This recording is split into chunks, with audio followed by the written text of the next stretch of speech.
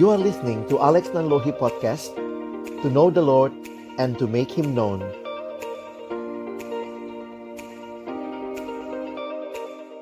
Saudara, kita tunduk kepala, kita berdoa sebelum membaca, merenungkan kebenaran firman Tuhan.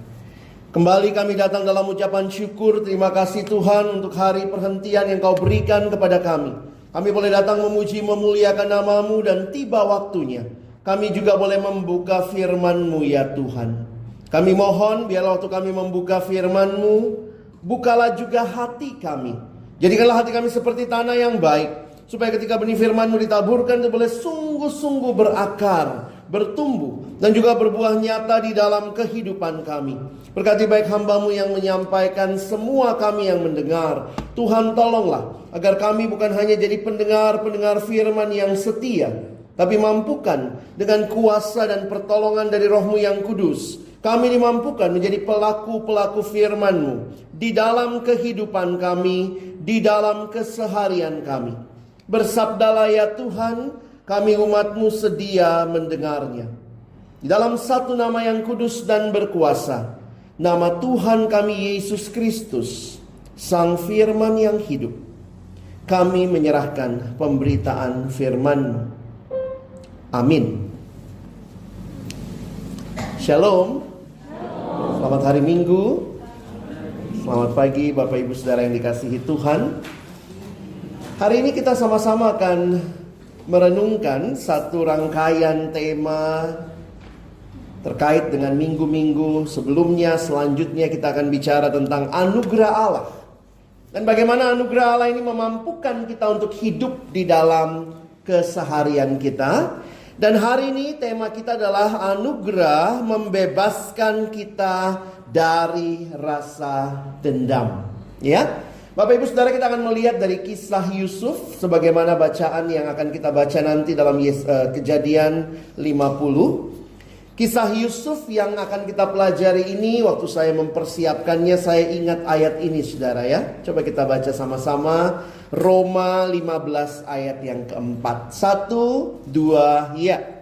Sebab segala sesuatu yang ditulis dahulu telah ditulis untuk menjadi pelajaran bagi kita, supaya kita teguh berpegang pada pengharapan oleh ketekunan dan penghiburan. Saudara, apa yang ditulis dahulu? Karena ini kitab Roma, berarti apa yang ada di dalam perjanjian lama.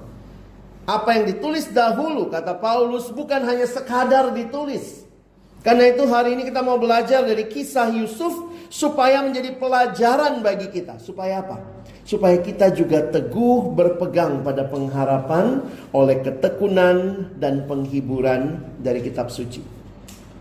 Yusuf bukan manusia super. Yusuf manusia biasa, sama seperti kita. Tetapi Yusuf punya Allah yang beranugerah, sehingga hidup Yusuf menjadi hidup yang bisa kita lihat dan teladani. Saudara, dalam keseluruhan kitab Kejadian, kalau kita membaca, ternyata menarik ya. Dibandingkan dengan bapa leluhur Israel yang lain, misalnya Abraham, Ishak, Yakub, kisah Yusuf ini yang paling panjang ya, atau cukup utuh kita lihat hidup Yusuf ya. Mulai dari dia dikatakan lahir, masa remajanya, sampai akhirnya nanti dia mati, kita bisa melihat di dalam kitab Kejadian. Jadi kalau kita sekedar membaca, kita perlu membaca mulai dari Kejadian 37 ya. Di situ dituliskan keluarga Yakub tinggal di Kanaan, di tanah perjanjian, dan Yakub adalah ayahnya Yusuf ya. Jadi Yakub memiliki seorang anak yang bernama Yusuf. Kita ngulang sekolah minggu lagi ya. Kita belajar sebentar kisah Yusuf untuk bisa menolong kita masuk dalam tema hari ini. Siapakah Yusuf, Bapak Ibu Saudara? Yusuf adalah salah seorang dari 13 orang anak Yakub dari Rahel. Kalau kita ingat ceritanya, ini istri yang paling dicintai Yakub. Nama Yusuf berarti menambahkan kepadaku, atau mudah-mudahan Allah menambah Nah, saudara, menarik kalau kita mempelajari tentang kisah Yusuf ini. Yusuf ada di dalam keluarga yang saya harus katakan tidak seharmonis yang kita bayangkan. Kalau kita lihat keluarga Yusuf, bayangkan mamanya kan 2 istri, 2 gundik ya, masing-masing punya anak, mamanya aja 4 gitu ya. Itu gimana ya? Dan mereka besar bareng-bareng begitu. Jadi ini bukan keluarga yang sempurna, tetapi menjadi hal yang menarik bahwa Yusuf ada di tengah keluarga ini. Kalau lihat tahapan hidupnya, nanti saudara yang tertarik belajar nanti bisa lihat ya. Kalau kita bagi 3, mulai dari Yusuf lahir sampai masa remajanya, tidak banyak diceritakan. Lalu mulai umur 17 sampai nanti dia umur 30, itu di Kejadian 37 ke depan, dan sampai dia mati. Tidak banyak tokoh di Alkitab diceritakan secara utuh seperti ini. Nah, salah satu yang cukup utuh ini Yusuf ya. Nah, mari lihat sebentar apa yang terjadi dalam keluarga Yusuf ini.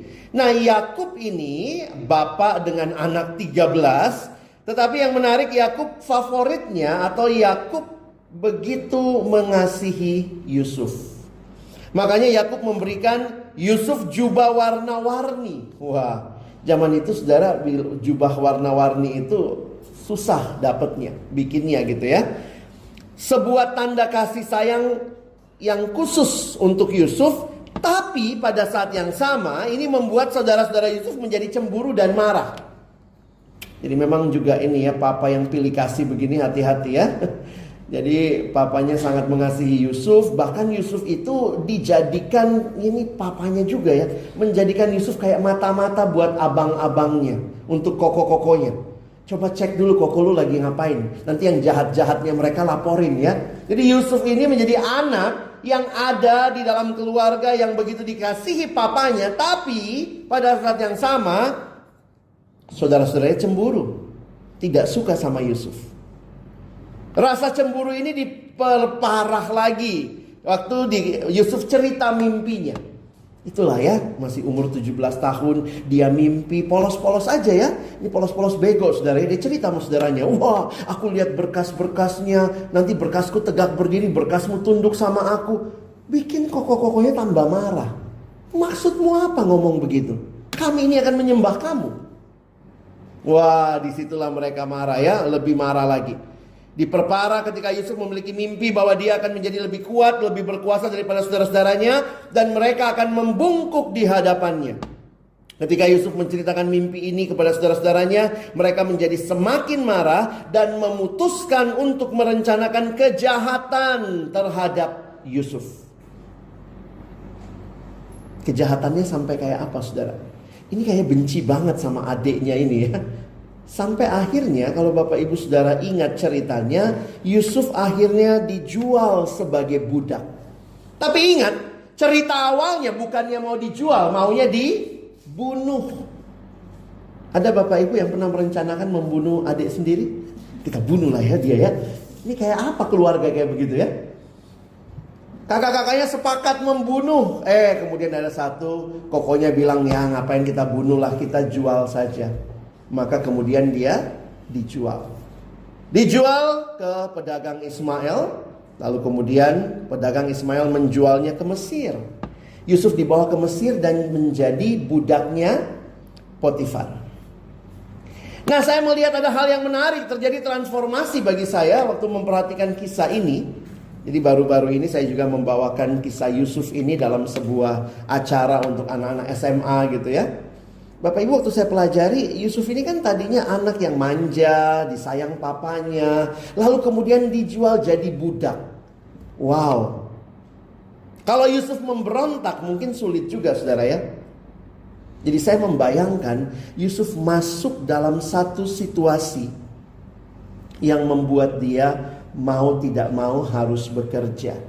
Mungkin di rumah gak pernah pegang sapu saudara ya, tapi waktu jadi budak di rumah Firaun, Potifar ya, kepala pegawai Firaun, dia harus belajar nyapu dan segalanya. Dan Alkitab mencatat, perhatikan, Kalau membaca Kejadian 39, Tuhan menyertai Yusuf. Berulang kali Alkitab tuliskan Tuhan menyertai Yusuf. Dan apa yang terjadi, saudara perhatikan, di rumah Potifar, Yusuf menunjukkan integritas. Ini anak manja yang disayang papa, tapi dijual koko-kokonya, bisa menunjukkan integritas. Di situ dia bisa punya kecerdasan yang luar biasa. Berarti Yusuf orang yang mau belajar.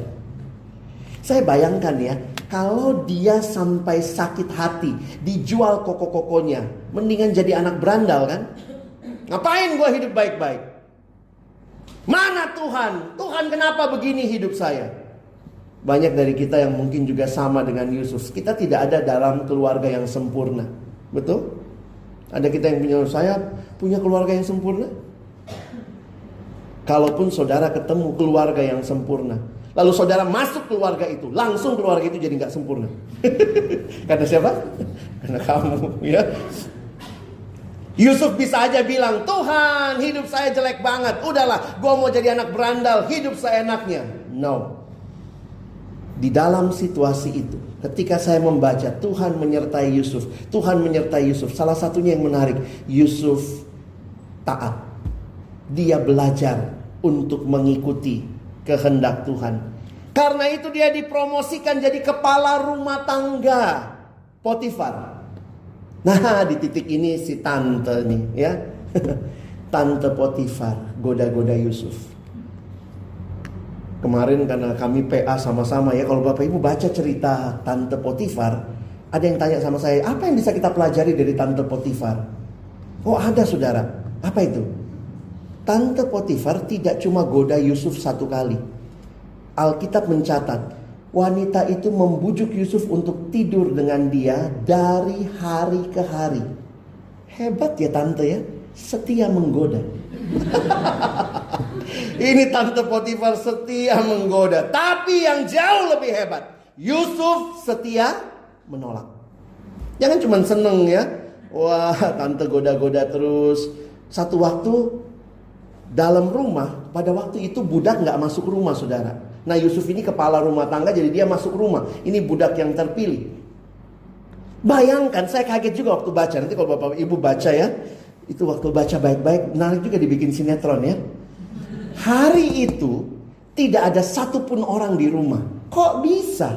Mungkin Tante Potifar bikin cuti massal. Pergi semua, semua budak-budak pergi. Ucup tinggal. Nah, waktu Yusuf tinggal, mulailah tante goda lagi. Kali ini tante lebih berani sampai tarik bajunya. Alkitab tulis itu. Waktu ditarik bajunya, Yusuf bilang, lu mau baju? Nih ambil. Yusuf yang lari. Maka tante pegang baju. Barang bukti. Akhirnya apa?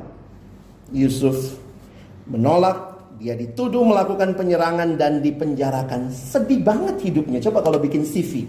Yusuf, 17 tahun dijual.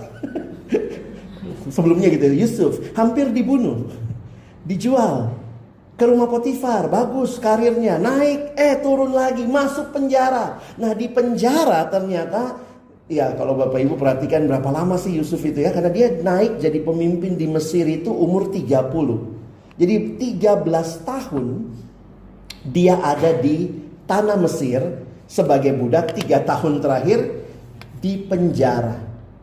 Ingat cerita di penjara, dia menafsirkan mimpi ya.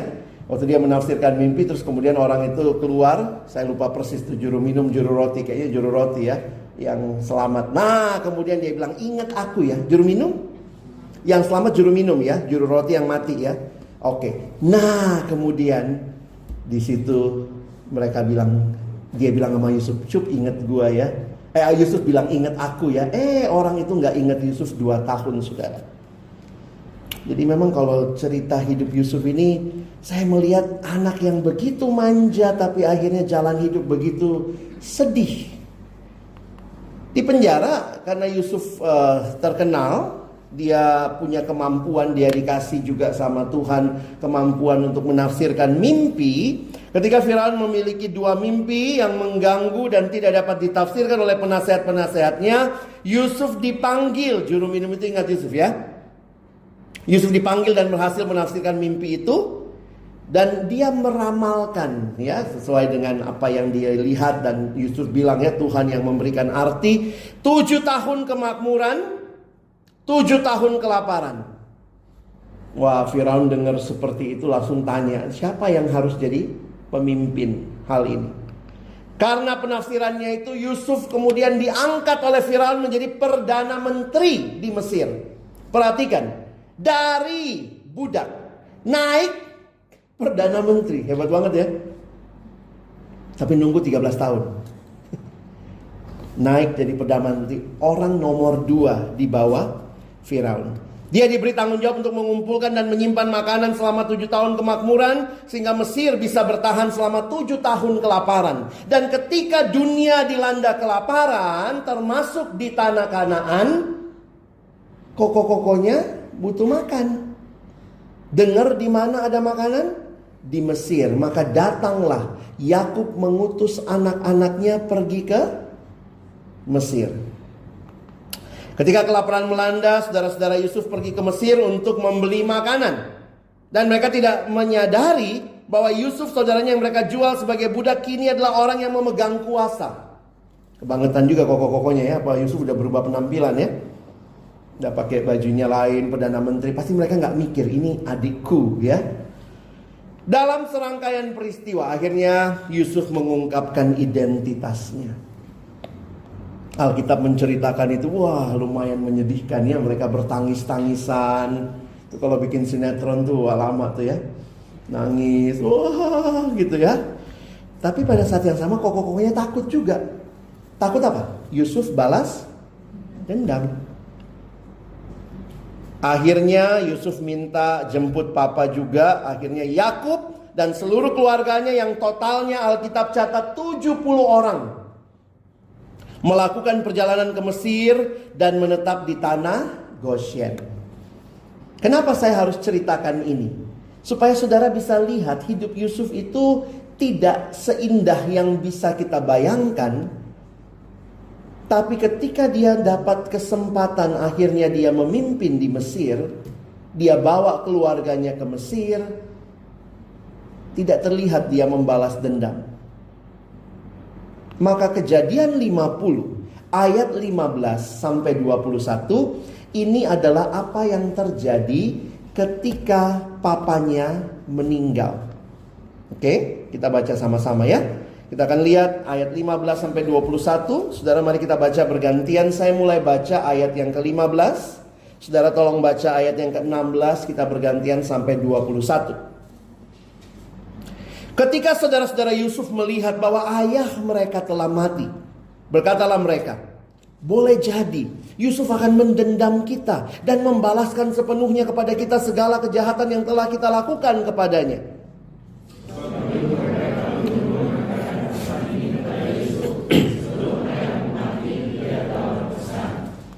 Beginilah harus kamu katakan kepada Yusuf, ampunilah kiranya kesalahan saudara-saudaramu dan dosa mereka, sebab mereka telah berbuat jahat kepadamu. Maka sekarang ampunilah kiranya kesalahan yang dibuat hamba-hamba Allah ayahmu. Lalu menangislah Yusuf ketika orang berkata demikian kepadanya.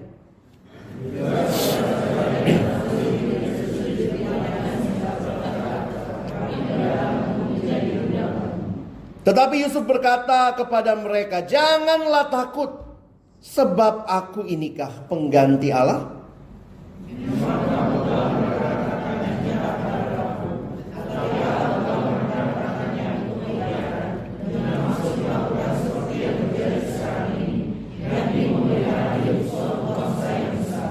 Jadi janganlah takut, aku akan menanggung makananmu dan makanan anak-anakmu juga.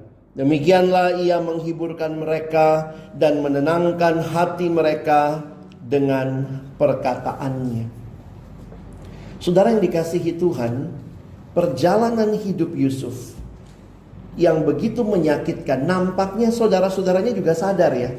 Lihat kalimat saudara-saudaranya, kan. Biarin kami jadi budak. Mereka tahu mereka jahat sama Yusuf dulu.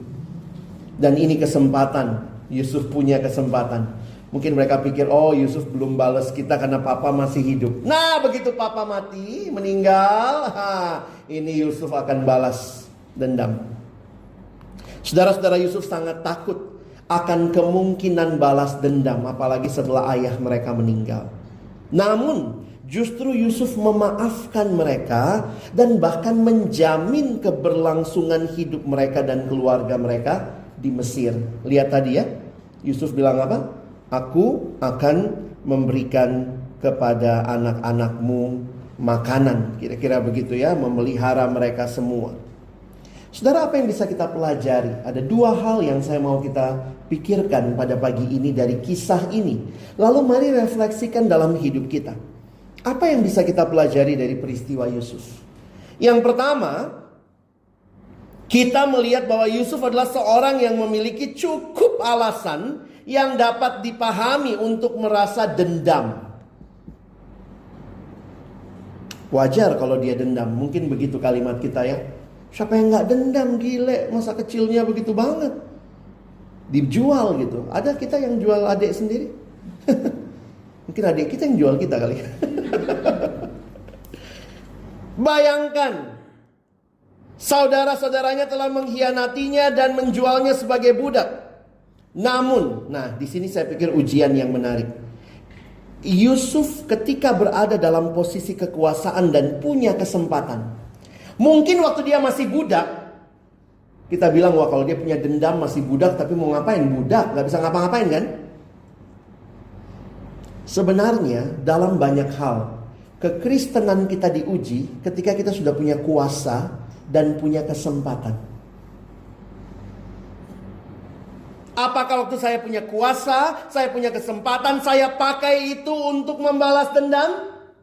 Yusuf tidak demikian. Waktu dia punya kuasa, dia punya kesempatan, dia memilih untuk memaafkan saudara-saudaranya.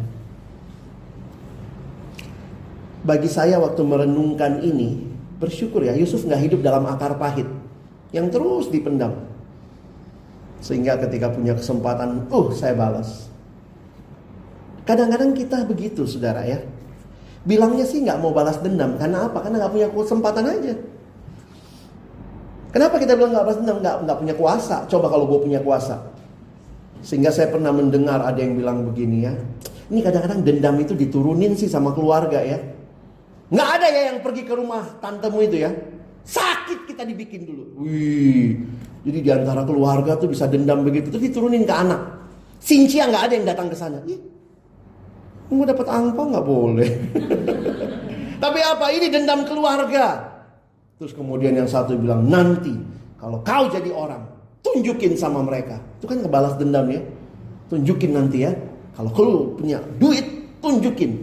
Lewat mobilmu di rumah mereka, bolak-balik biar mereka lihat. Wih, saudara ngeri banget ya. Hati-hati loh. Kamu bapak ibu mungkin pikir, oh saya tidak begitu Pak Pendeta, saya bukan balas dendam. Gak punya kesempatan aja loh. Gak punya kuasa. Begitu punya, di situ di ujiannya saudara ya. Jadi hati-hati. Kekristenan kita adalah kekristenan yang di dalam situasi apapun, ketaatan kita harusnya benar-benar kepada Allah. Tidak mudah. Tapi mengapa ini bisa terjadi? Saya pikir hal kedua yang saya pelajari dari hidup Yusuf. Yusuf itu mengalami anugerah Allah. Anugerah Allah, dikatakan Allah menyertai Yusuf, anugerah yang luar biasa. Tentu kita melihat di perjanjian lama belum ada Yesus ya. Buat kita di perjanjian baru kita udah melihat anugerah Allah yang luar biasa. Kita mengalami pengampunan dari Kristus. Tapi bagi saya waktu memperhatikan kisah ini, Yusuf mengerti anugerah Allah sehingga dia bisa melihat begini loh saudara. Coba lihat ayat ini ya. Yusuf bisa ngomong begini, memang kamu telah mereka-rekakan yang jahat terhadap aku. Jadi Yusuf gak lupa ya, jangan berpikir kadang-kadang gitu ya. Memang ini jadi pergumulan. Apakah memaafkan artinya melupakan? Tiba-tiba kita insomnia. Dulu gak tahu ya apa yang terjadi dulu ya. Gak tahu ya. Yusuf gak begitu. Ya bukan berarti dia mengingat-ingat kesalahan untuk dendam. Tapi perhatikan. Ini bagi saya lebih manusiawi. Memang kamu mereka-rekakan kejahatan, tapi ada cerita yang lebih besar. Ceritanya bukan cuma kamu jahatin saya, tapi ceritanya adalah Allah berkarya di dalam hal itu. Buktinya apa? Salah satu menarik, Yusuf jadi orang ya, tanda kutip ya. Sebelumnya orang juga ya. Yang kamu lakukan, mungkin kamu memikirkan kejahatan, tetapi Allah telah mereka-rekakannya untuk kebaikan. Yusuf mengakui bahwa segala sesuatu yang terjadi dalam hidupnya, baik itu baik ataupun buruk, adalah bagian dari rencana Allah yang besar. Jadi ini penting untuk kita lihat ya. Satu sisi, dia punya validitas. Kita bisa bilang Yusuf valid lah ya, kalau dia bilang saya balas dendam, terus kita bilang oh pantas ya, wajar lah, hidupnya sakit banget. Tapi Yusuf yang mengenal Allah, yang bisa bilang Allah mereka-rekakan yang baik untuk aku. Di situ kita melihat Yusuf menjadi pribadi yang berbeda. Dia tidak lupa, tapi juga dia tidak dendam. Kadang-kadang kita tidak lupa tapi masih dendam. Ya, dan itu realita yang kita hadapi. Maka saya tulis begini saudara, mungkin ada di antara kita yang pernah merasakan sakit hati. Ini bukan cuma pernah ya, mungkin lagi sakit hati enggak? Merasa dikhianati oleh orang-orang yang kita cintai dan percayai. Dalam situasi seperti ini rasanya mudah untuk merasa dendam dan ingin membalas dendam. Dosen psikologi saya pernah bilang ya, yang biasanya nyakitin kita tuh yang deket, benar ya? Karena deket makanya kita sakit gitu. Seringkali memang yang menyakiti kita siapa yang deket? Suami, istri. Ada bapak ibu yang minggu lalu disakiti oleh Joe Biden, Presiden Amerika Serikat. Kejauhan dia, tinggalnya jauh. Yang nyakitin kita siapa? Suami, istri, anak, mertua. Ya, kadang-kadang udah begitu ya. Urusin tuh mama lo. Mama lu, mertua lu coy. Kadang-kadang gitu ya. Dengar kalimat-kalimat yang gak enak. Aduh sakit banget pak. Makanya katanya wanita paling berbahagia di dunia siapa? Hawa ya, gak punya mertua. Adam juga sih. Adam juga gak punya mertua ya. Saudara, yang nyakitin kita tuh yang deket. Dan karena kita disakitin, mungkin sekali kita berharap, oh Tuhan, saya mau balas dendam sama dia. Tapi kisah Yusuf hari ini yang kita baca mengajarkan pelajaran yang berbeda. Yusuf mengenal Allah. Dan dia bahkan bisa mengatakan, Allah anugerahmu luar biasa, sehingga yang begitu jahat Tuhan pakai untuk kebaikan. Saudara yang dikasihi Tuhan, mengampuni ini jadi bagian penting dalam hidup kekristenan. Mengampuni merupakan salah satu kualitas paling penting dalam hidup Kristen. Seringkali kalau mau ditanya gitu ya, apa sih yang membedakan Kristen sama bukan Kristen? Salah satunya lihat, dia belajar mengampuni. Lagu tadi tuh enak dinyanyiin ya, tapi sulit dilakukan ya. Ampuni bila kami yang bersalah kepada kami, ketika hatiku telah disakiti, ajarku membalas lebih sakit lagi gitu. Oh itu yang kita nyanyiin. Kita sih maunya begitu. Makanya saya kaget juga waktu belajar hukum perjanjian lama. Saya baru sadar, dulu kalau saya baca hukum itu, mata ganti mata, gigi ganti gigi. Kalau kita baca itu, kesannya itu serem ya. Tapi sebenarnya itu hukum yang baik. Kenapa? Karena Tuhan tahu manusia itu suka balas dendam. Jadi kalau Bapak Ibu yang ahli hukum atau belajar hukum, itu namanya hukum retaliation. Itu dikasih begini. Jadi kayak kalau di undang-undang dia nyolong ayam, hukumannya segini. Melakukan ini, hukumannya segini. Nah, mata gantinya mata. Gigi gantinya gigi. Kenapa? Karena kalau manusia balas dendam, dia injak kaki saya, kita pengen injak kaki dia, kaki mamanya, kepalanya, kepala papanya. Itu manusia. Dendamnya luar biasa. Bapak Ibu bisa ngerti ya? Jadi waktu Alkitab bilang mata ganti mata, gigi ganti gigi, jangan bilang serem. Kamu lebih serem. Kita itu tuh maunya nanti kalau mama lu datang, gue masak yang gak enak, nanti kasih air yang gak enak. Semua dilakukan gitu. Kenapa? Kemarin dia bilang gue goblok. Wah, jadi kita balas dia. Kan logikanya dibilang goblok, mama juga goblok gitu kan. Selesai harusnya ya. Ini, saya gak berani ngomong begitu, dia lebih tua, tapi saya akan balas ini. Saya bilang puji Tuhan ya, Alkitab bilang mata gantinya mata, gigi gantinya gigi. Jangan yang satu rusak matanya, gue pengen rusak matanya dia, mata pencahariannya dia, mata papanya, mata mamanya, mata anaknya, semua mata buta. Hanya karena dendam kita. Ingat, hati kita jahat banget ya. Dan ini saya makin kagum sama Yusuf. Cup, kok lu nggak balas dia? Jual, gue jual juga lo. Gitu kan, selesai kan? Makanya mengampuni itu jadi kualitas Kristen yang paling penting. Saudara tahu apa itu mengampuni? Mengampuni itu berarti begini, kerugiannya saya yang tanggung. Coba, apa itu mengampuni? Kerugiannya yang dihasilkan oleh perkara itu saya yang tanggung. Iya dong. Harusnya kan kalau balas dendam ya lu tanggung dong. Lu gituin gua. Ada yang ngutang sama saya, Pak Pendeta, dia ngutang 50 juta, dia nggak ganti, terus kita ampuni. Waktu kita ampuni berarti apa? Siapa yang tanggung 50 jutanya? Ya saya. Saudara bisa paham tuh, pengampunan tuh sulit loh, nggak gampang. Kalau bukan anugerah Tuhan, kita itu maunya balas dendam. Sulit. Bukan cuma sulit ya, bahasa Inggrisnya sulai. Saking susahnya ya.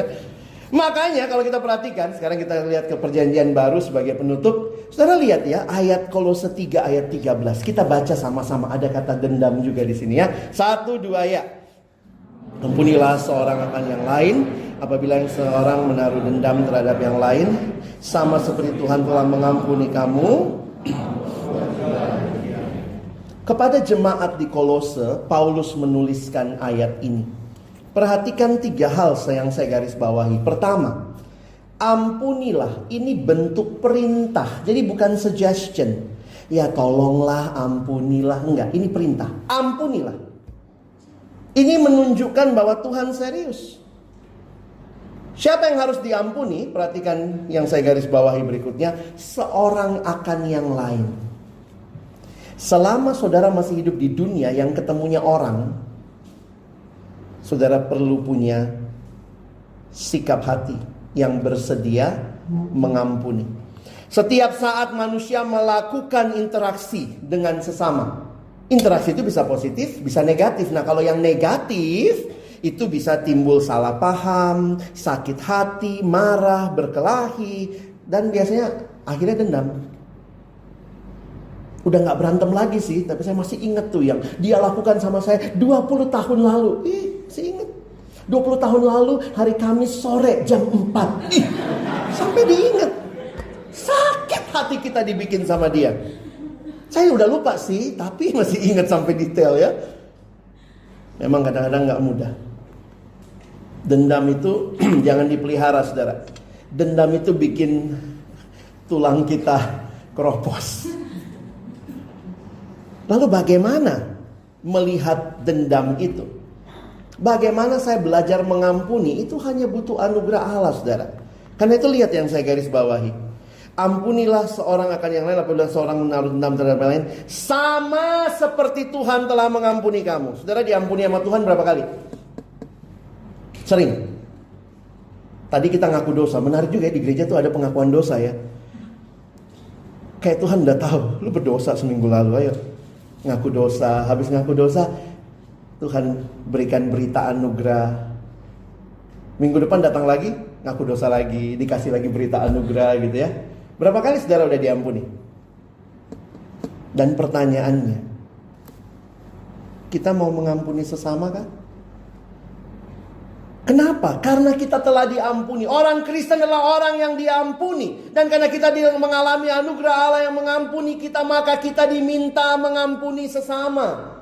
Tuhan tidak minta kita mengampuni sesama tanpa kita terlebih dahulu diampuni. Perhatikan kalimatnya. Sama seperti Tuhan telah mengampuni kamu. Makanya di dalam doa Bapa kami kita berdoa, Tuhan ampunilah kami akan kesalahan kami. Seperti, susah banget sebutin itu ya. Seperti kami juga mengampuni yang bersalah kepada kami. Betulkah itu kita lakukan? Kadang-kadang sulit. Apalagi kalau begitu sakit yang kita alami. Nah tadi dalam kebaktian 1 saya juga bilang ya, saya baru makin sadar beberapa tahun lalu yang namanya pengampunan itu satu sisi, saudara.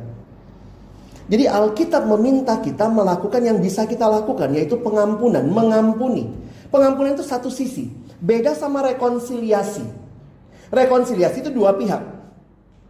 Yang satu salah, dia sadar dia salah. Yang satu korban, dia kemudian sadar, iya, orang ini harus minta maaf. Ketika yang satu minta maaf, yang satu memaafkan, terjadi rekonsiliasi.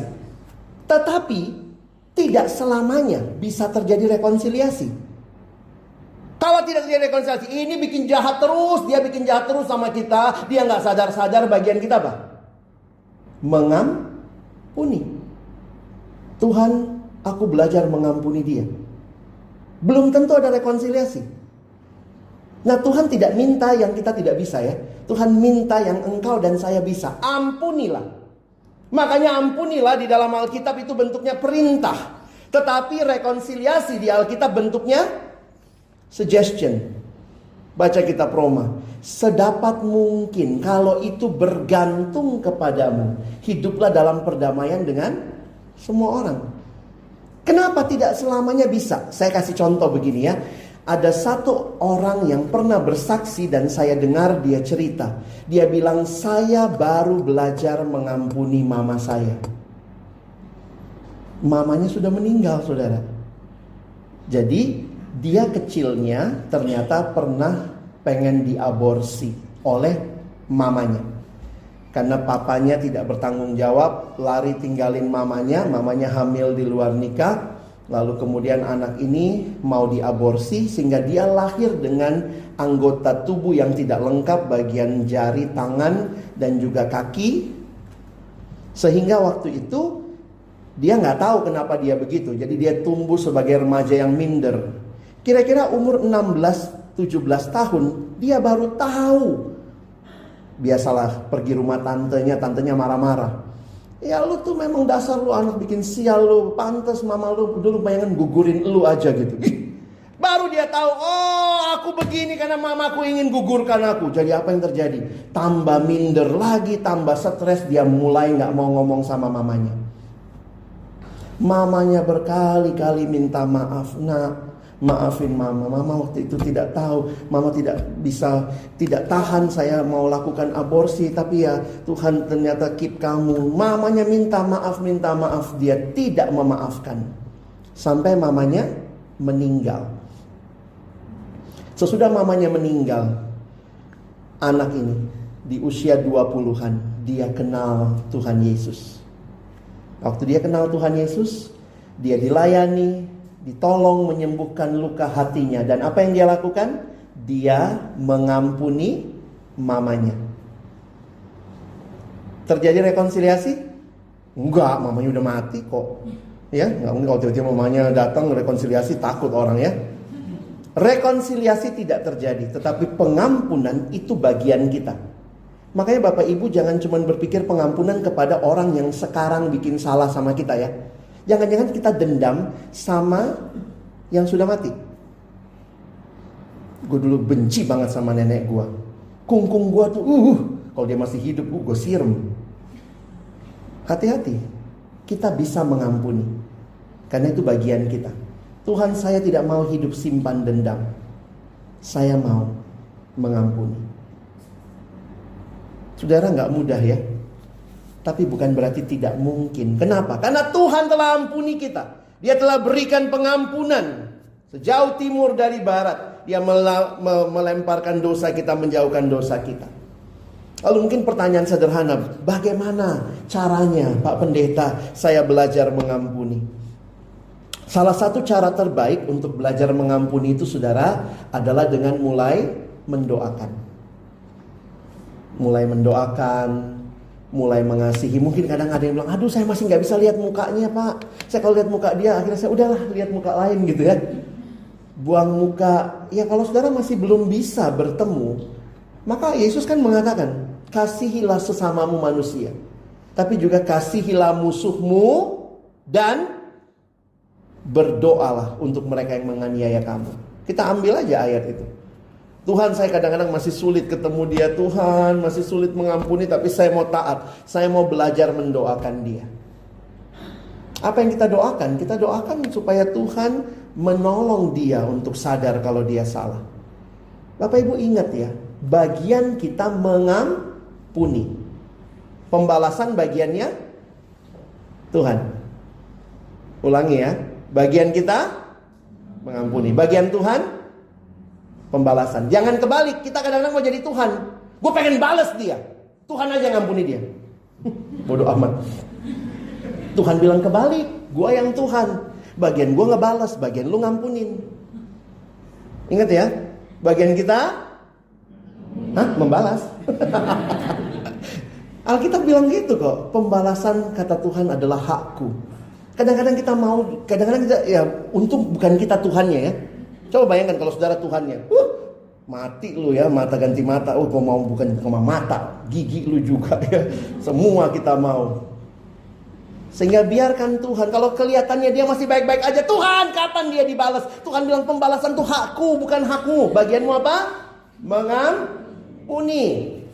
Kadang-kadang kita belum lihat, bahkan kayaknya dia tambah makmur, penipu kok makin makmur. Ya udah itu urusan Tuhan, bagian kamu ampuni.